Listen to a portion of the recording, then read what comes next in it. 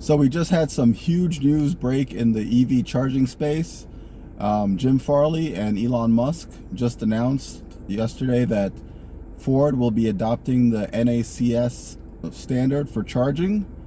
It seems Elon has been promoting Twitter as a multimedia platform instead of just a social media kind of text-based platform.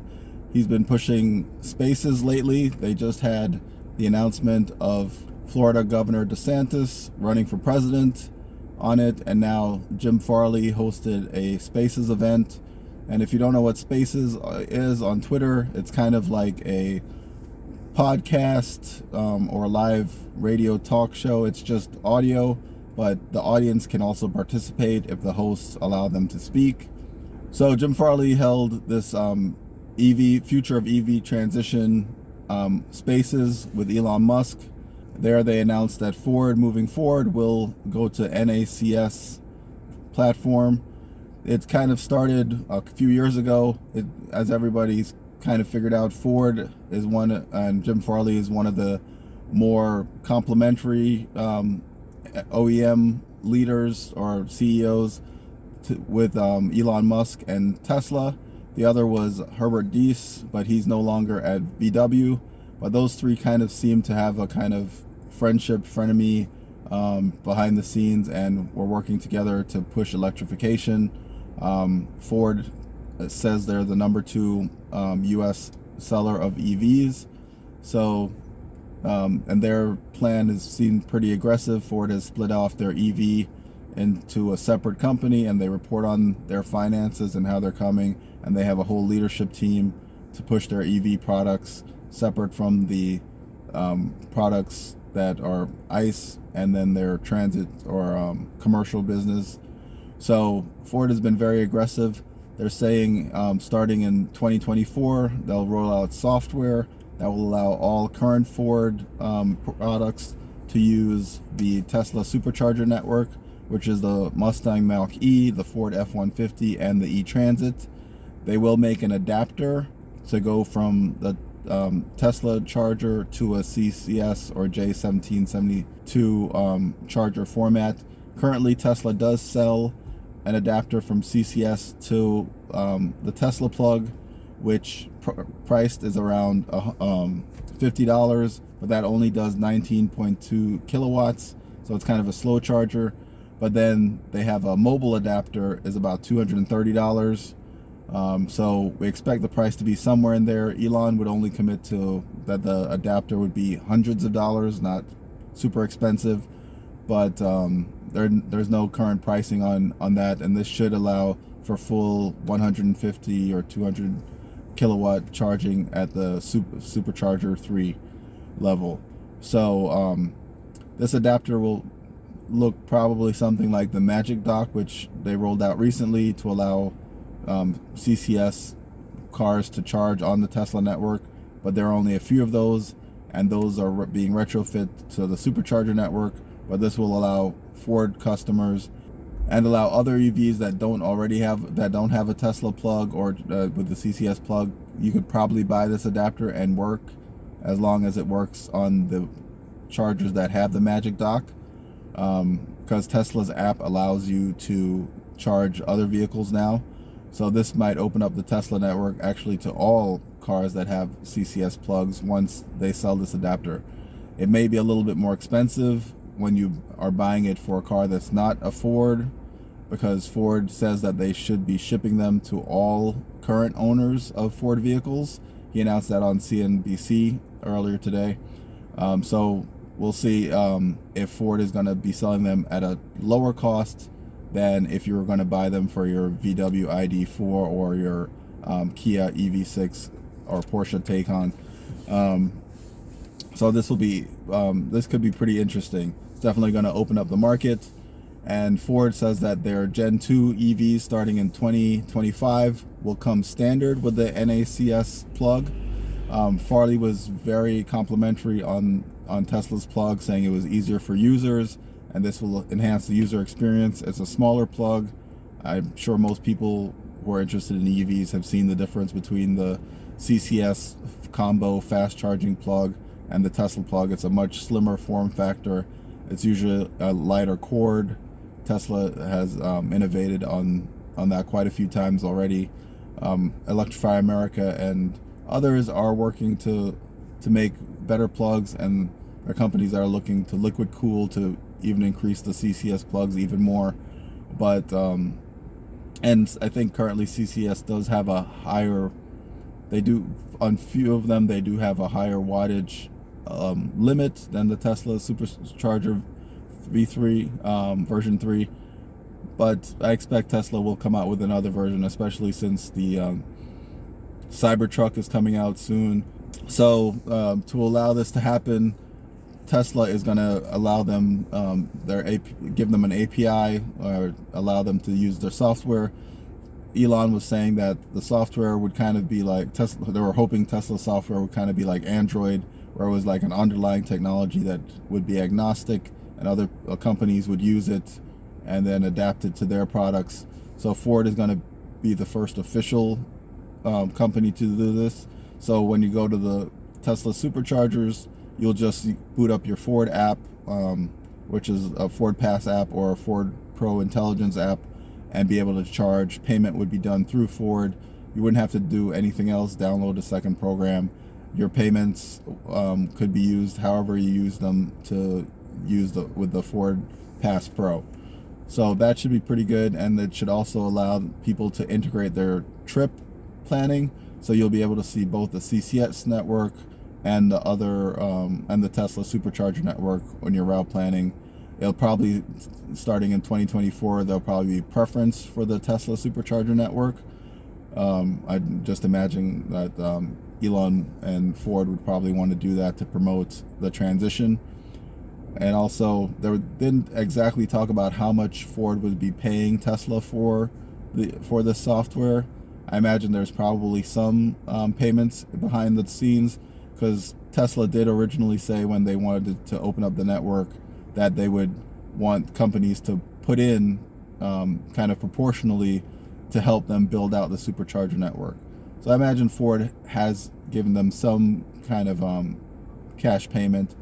What I believe will probably also happen is that Ford has been requesting that all their dealers add chargers to allow customers to charge at the Ford dealerships. I imagine the people who don't have one yet will probably get something like a Tesla destination charger or a Tesla supercharger in the future, and people who've already have CCS, they might keep those or upgrade those to Teslas. So that would allow Tesla to get another about 3,000 locations, and those would be in Ford dealerships, and that'd probably be an easier permitting process and easier and faster build out for their network. They didn't announce this, but this is something that I imagine would happen if Ford is going to go over to the NACS plug. Then why wouldn't they have those chargers at their dealerships, if that's a part of Ford's future plans of having all their dealers that sell electric vehicles have plugs at their locations? So this will allow Ford users to have a huge network. They've already have about 10,000 locations using the combination of EVgo, ChargePoint, and Electrify America, etc., all the CCS compatible charging networks. But those locations generally don't have a lot of plugs. Usually there are 2 or 3 chargers there, and now they'll be allowed to go to the other 12,000 Tesla supercharger locations, and those locations usually have 7 to 10 or even more plugs.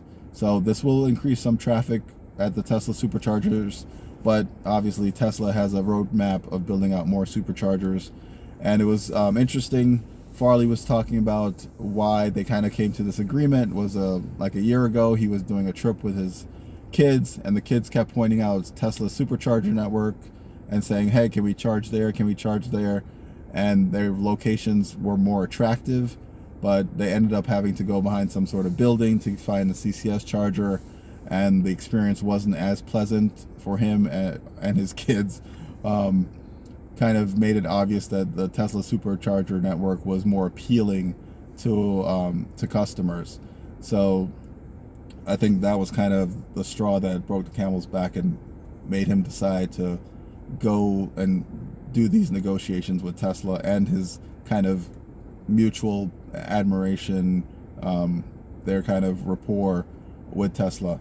Unlike other CEOs like Mary Barra, who I don't think I've ever heard her actually say the word Tesla or Elon Musk directly in any of her conversations, and they still say they're leading electrification, but I won't get too far into that. But that does bring up the question, who's next, if anyone? So far, Aptera is the only other company, which I'm a great believer in, and I hope that Aptera starts production soon. We did hear some news. There was a channel that came out recently, had an interview with Monroe Associates, and they got a comment from Sandy that said that Sandy expects the production Aptera to hit the streets by September. This is not delivery models, but this is going to be a full production Aptera, so that they can start, validation testing, probably some crash testing. So if they are that close to production, it bodes really well that Aptera will be coming out sometime, hopefully in 2024. So I can get my Aptera. It would be great timing for me. So there are a lot of other automakers, and most of them do use the CCS network. Will Ford switching make this likely for other companies to switch? I'm not sure. It's Tesla's already come out with the Magic Dock, and they've they are allowing people with CCS compatible cars to plug in and charge those supercharger locations. But part of it is also going to be they've gotten money from the IRA funding, and that's kind of why they've been pushing to open up the network quicker than probably the original rollout plan, because this money will allow them to build out the supercharger network and get access to these grants. So, I think if we were looking at it reasonably, VW would have probably done it if Herbert Diess had stayed on. They were very complimentary to each other. Elon even went to a VW board meeting and spoke on electrification, and that was probably what ended Diess's career there, or Diess, sorry, Herbert Diess's career at VW. I think that was a reach too far for the board to actually invite a CEO from another competitor and kind of admonish them that they weren't moving fast enough towards electrification. I don't see GM, as I stated, Mary Barra has probably never mentioned Elon or Tesla as an actual competitor or even a car maker at all, much less electrification. So I don't see GM doing it. They keep trying to do their own thing. They've been, they went with pouch cells with their Ultium batteries, which everybody has been going to cylindrical cells. And Monroe and Associates just tore down the Hummer battery pack, and they said it was way overbuilt, really heavy, pretty much made of all steel instead of aluminum as most companies. So the battery pack alone weighed as much as a Miata, about 2,800 pounds. Very inefficient. But I can't see Mary Barra ever accepting the NACS. Toyota and Honda, I don't see them doing it either. They're very, very reluctant to move to electrification. They have not been showing any enthusiasm. I know with the new CEO at Toyota, they have said that they're coming out with more electric vehicles soon, starting with their Lexus brand. But I don't know. Japan in general has been kind of on their own with electrification. I know the country relies a lot on importing power and electricity, so electric vehicles doesn't seem like the best match for them. And they also came out with their own standard CHAdeMO, which Nissan used in the Leaf. I think one benefit for that is the V2G, which I will kind of touch on a little bit later. But I think Nissan may, if any of the Japanese companies are going to move, Nissan would be the first to do it, because they have with the Aria moved from CHAdeMO to CCS in America. They still have the Leaf on CHAdeMO, but I don't know if there'll be another generation of the Leaf. If Nissan sees a reason to go to NACS, at least in the US, I think they might do it. That would be a company that I think would do it. Rivian is a maybe. Rivian's trying to build out their own network, but you know, they're still young. The company's growing, but they're still having issues with development of the vehicles and getting vehicles out there. So I think they might be willing to do it if they saw a benefit of getting more chargers out and having access for their vehicles. They might be able to switch over.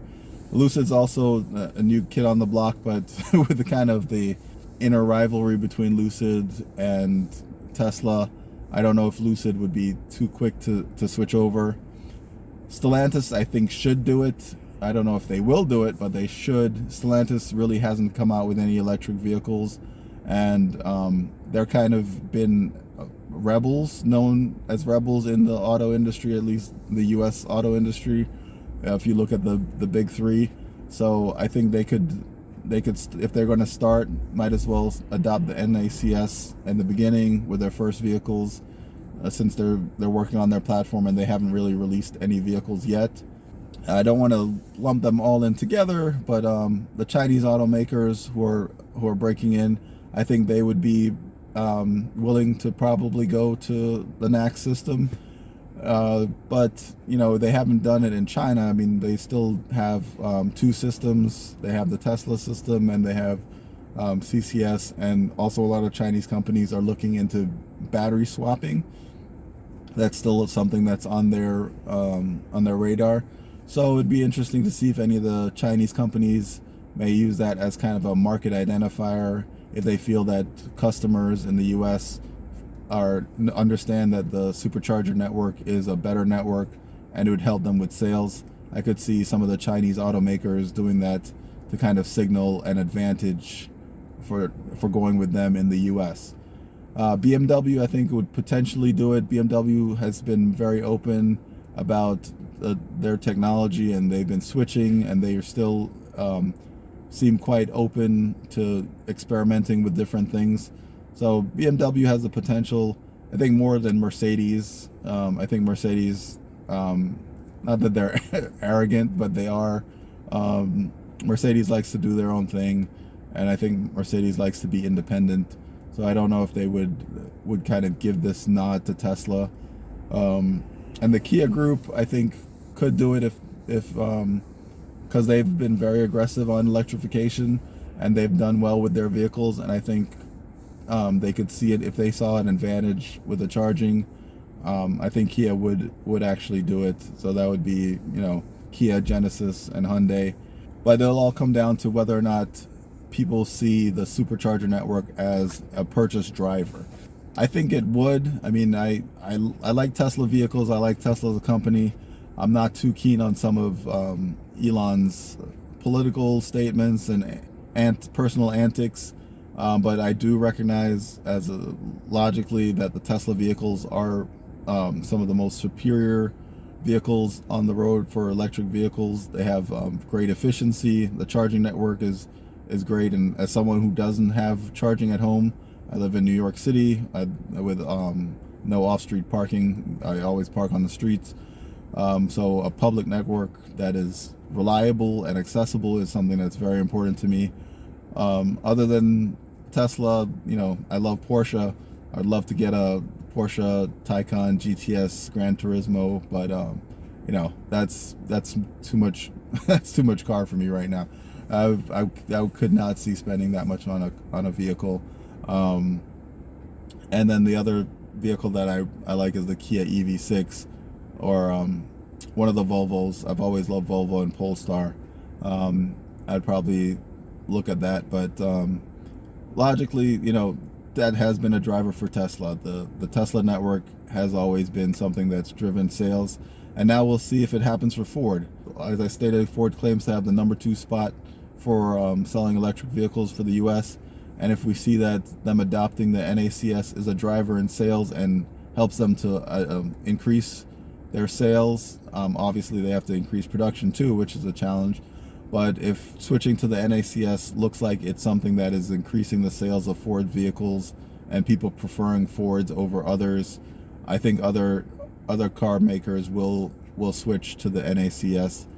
But it's not going to be as important as, once we get that adapter out there that can go from the NACS to CCS, and Tesla opening up the network so that people can use the Tesla app to charge their CCS compatible vehicles. I'm not sure how important it is going to actually be to have a vehicle that comes standard with the NACS plug. But this was going to be interesting. This is definitely going to has shaken up the market, at least in the US. Looking forward to the next 2 years to see how this all plays out. Thanks again for watching. Please subscribe, comment, hit the notification bell, like and share to help our channel grow. And below you'll find links to our website, Evolv-Electric.org, our Twitter and Instagram,